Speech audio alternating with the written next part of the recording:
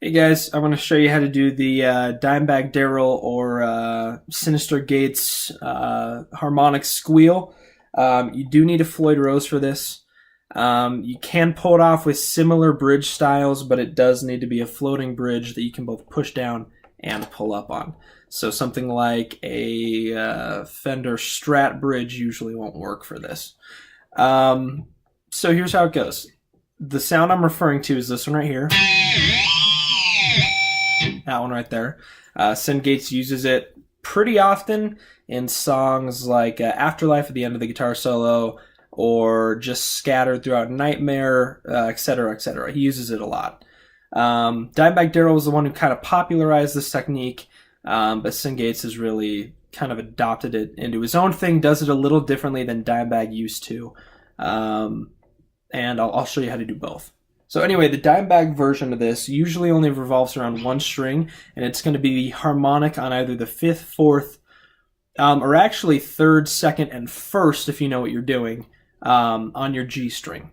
And the technique that Dimebag uses is he'd push down a little bit on the whammy bar, drop all the strings, pluck the string as he was going down, or when he was already down, and then tap the harmonic on the fret on his way back up, and you'd get this effect.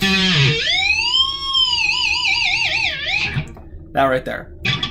You can also do it on the 4th fret, and then if you really know what you're doing like Dimebag, you can do it on the 3rd, 2nd, and 1st, although that will really cost you in your guitar's tuning.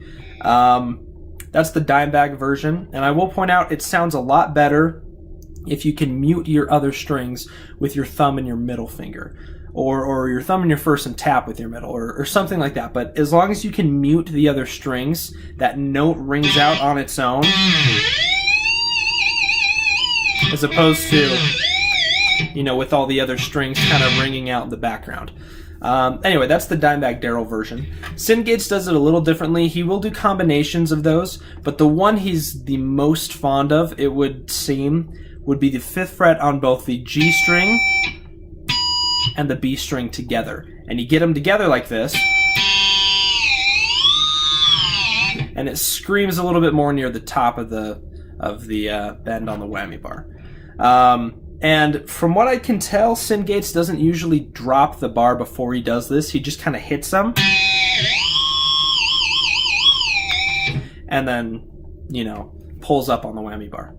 Anyway, that's the technique. Remember, it sounds a lot better if you can mute the strings, so you'll actually watch me hit the harmonics and mute the strings and then pull up on it. Well, hope you enjoyed that. Let me know what you think and where you like to use this.